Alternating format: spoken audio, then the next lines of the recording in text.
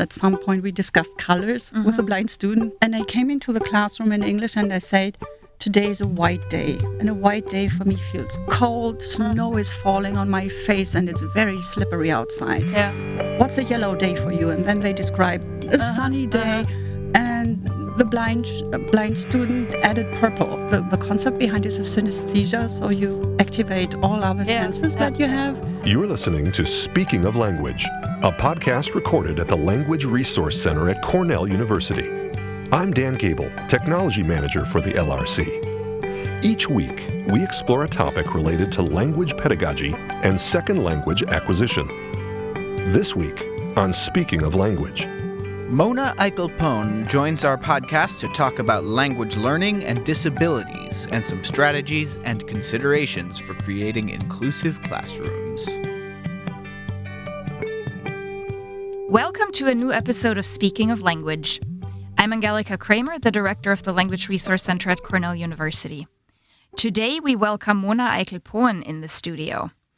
Dr. Eikel-Pohen is Assistant Teaching Professor of German and German Program Coordinator at Syracuse University. We will talk about one of her research interests, which is language learning and disabilities.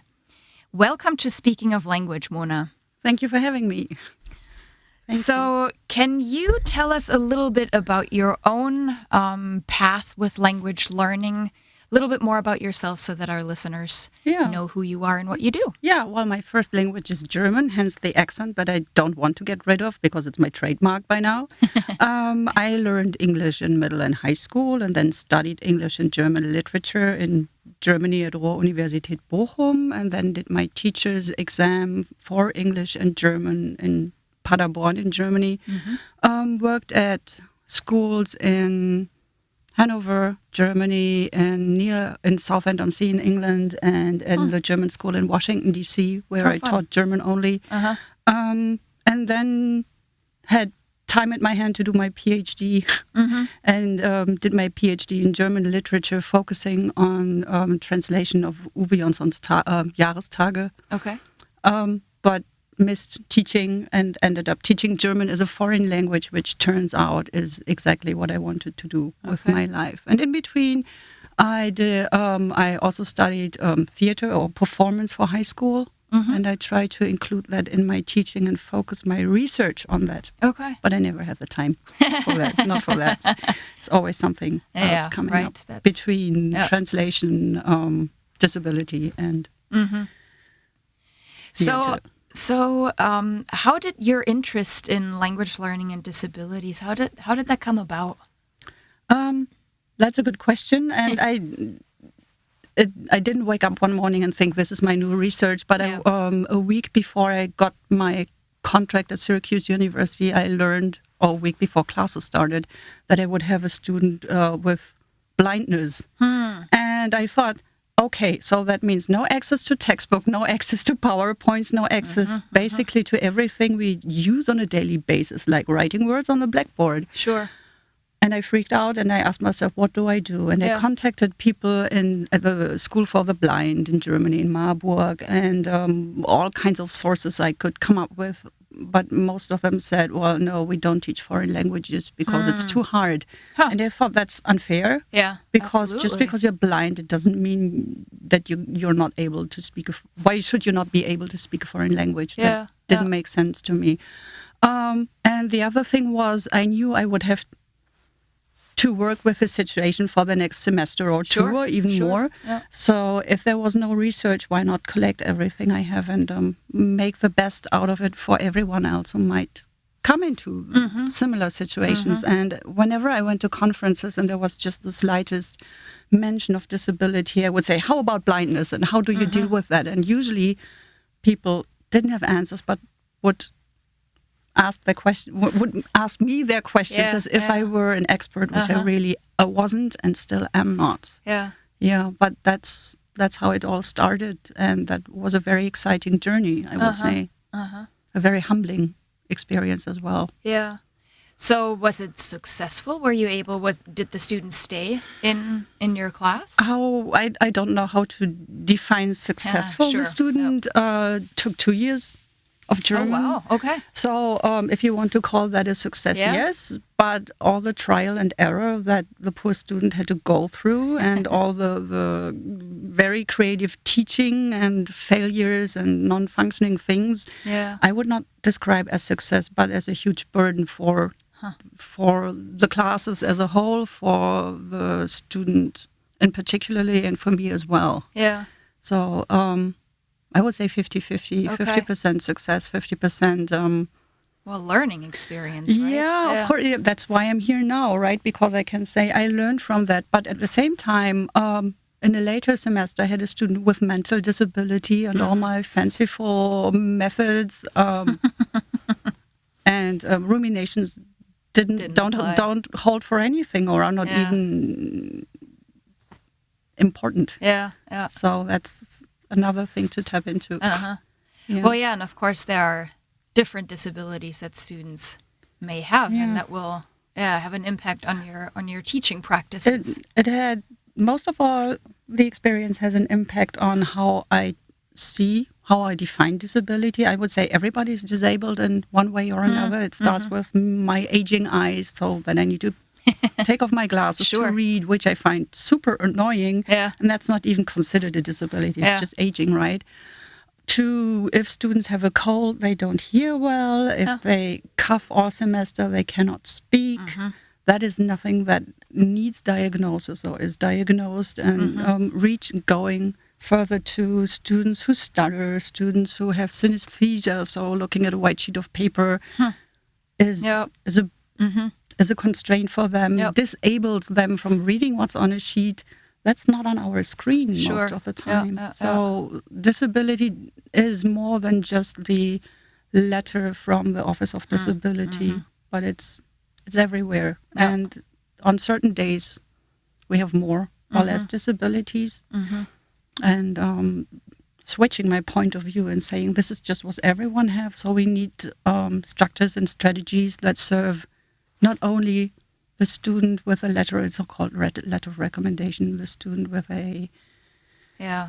At my previous institution, it was a visa, actually. Not visa. What is it? Accommodations, letter of accommodations. Those students are, in inverted commas, certified for certain accommodations when most of the time 60% of the class need some form of non-traditional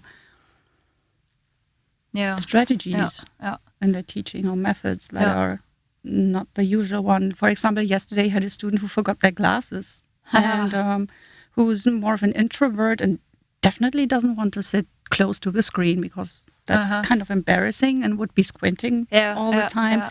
I don't comment on that anymore. I just read out loud everything a bit slower. So that's one way to deal with it without much ado. Yeah. So what are your recommendations if some of our listeners, some of our colleagues, if there are students who have this letter of accommodation, right, where it is something that has been officially diagnosed, what are some of the resources? Where can they turn to? Where can they find out more information about what do I do in terms of specifically for language teaching? Yeah. Number one, I would say the most important thing is time. Because from my experience, not with the casual everyday life disabilities, but with the ones that need to be accommodated, is time is very important. If you learn that you have a student with disabilities in the second week of the semester, it might be too late because you planned your syllabus. Sure. You might have planned all your materials. You are so busy with your other classes and other obligations and work that you cannot devote a lot of time to modify your materials or your teaching style because it's already too late.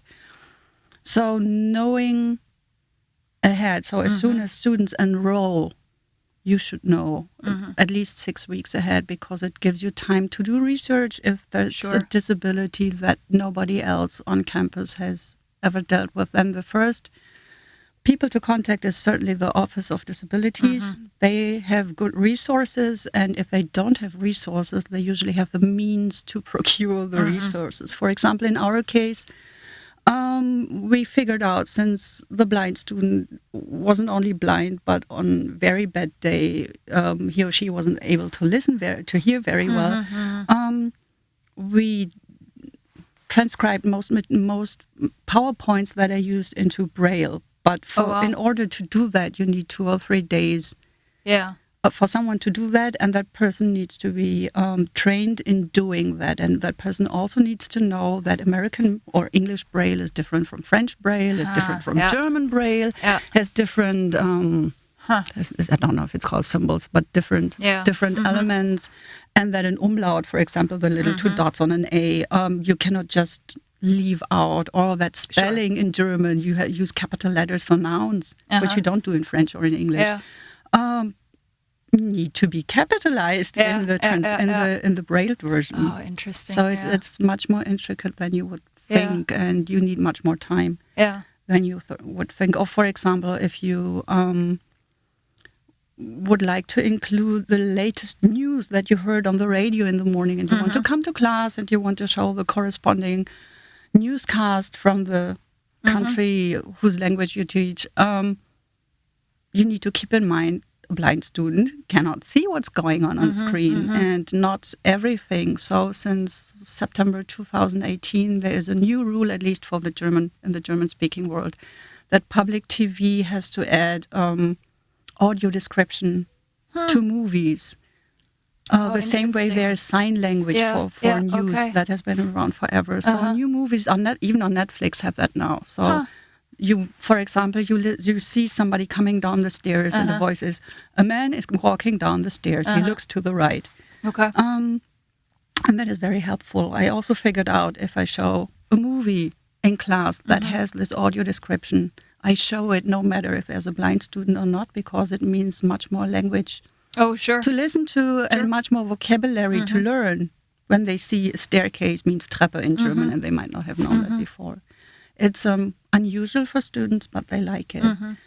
Other resources, if you look for literature, either it's very rare or it's very outdated. For example, for blindness, there was one very good article with a lot of hints at technology, but it's more than 10 years old. Okay. So that part of the article doesn't even apply anymore. Yeah.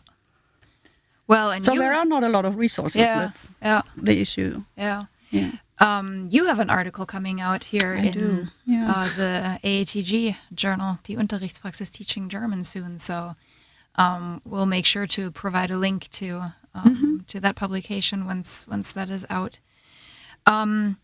What about the student perspective? Do you have some pointers? So if there is a student, for example, a blind student, what can you do to help the other students in the classroom to integrate that student, to help support that student, maybe? So as a German, I grew up in the German school system, and we didn't have any students with disabilities because in the 80s and 90s there were separate schools for that, and that's about to be changing and becoming more inclusive right now. But the experience here in the United States is that inclusion is a given in the generations that are undergrad students. They know what inclusion is, but that doesn't mean they behave like inclusive students. The best thing is role modeling. The way, for example, when you have a blind student in class, you need to be able to say, your chair is 3 meters to the right. And you can easily do that in German. And what I learned very early is to tell direction by using the clock. So I wouldn't say your chair is to the right, but I would say your chair is at 3 o'clock. And the other students would just model that and use the same. Or whenever there was group work, I would, the first 2-3 weeks, ask all the students to introduce themselves again, say their names out loud and clear. And over time, the blind student was able to tell everyone just by the way they would approach, or just by listen how they coughed or moved in class, or how they spoke, or how they started saying things. And he or she was able to address other students by name that way. And I would all the time not point at students and say something, or if a student raised their arm, I would consciously use words, use their names more often than I did before that. Now I keep doing that so all students know. everyone as soon as possible. Yeah. And another strategy that we started, so I use PowerPoints a lot, and we brailled all of them for the blind student, so he or she could read along in class or read out loud. That worked really, really well with German because pronunciation and written word are so similar that you don't have to learn the pronunciation of every single word. So that was a great asset. And I would go from PowerPoint to PowerPoint and say, now I'm moving to the next PowerPoint, and always make sure I read out everything that was on the PowerPoint, all instructions.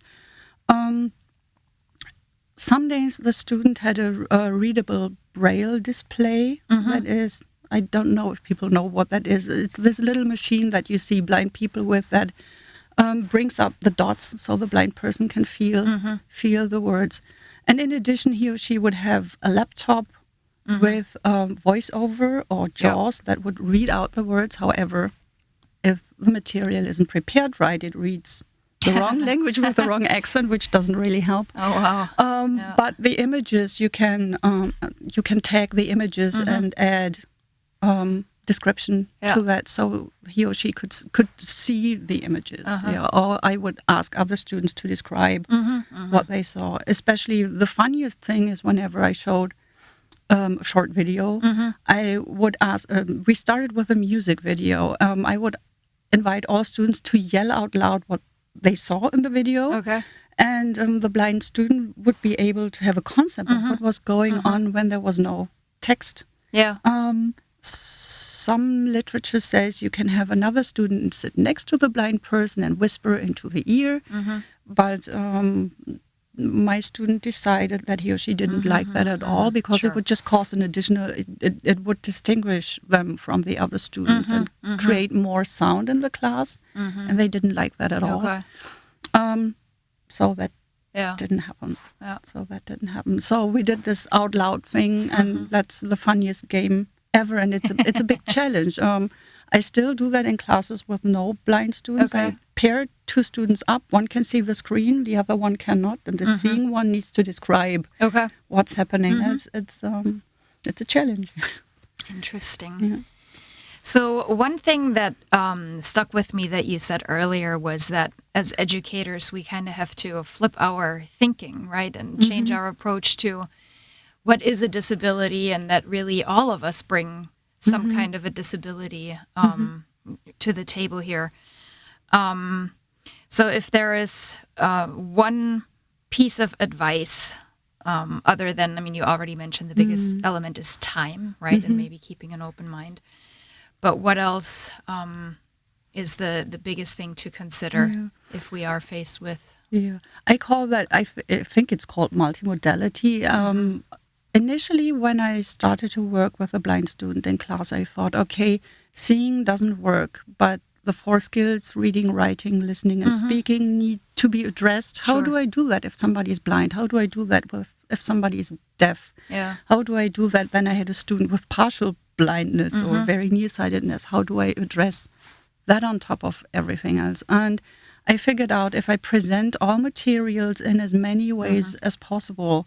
For example, when I show a movie, I make sure the closed caption is on. I know some, especially I think in high school, German teachers think it's a sign of weakness if we put them on, because students read instead of listening, whereas I would argue it trains all. It trains more skills. It trains the seeing, it trains the hearing, and it trains the reading, and there's no drawback to that.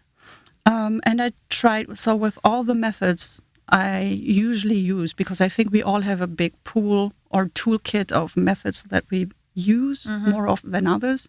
So the ones I know I usually use most, I looked at what skills do these address, how can I add more skills or modalities to them. Like, for instance, at some point we discussed colors with a blind student. That was that's what I thought. That's not manageable. Yeah. But it was a cold and snowy day.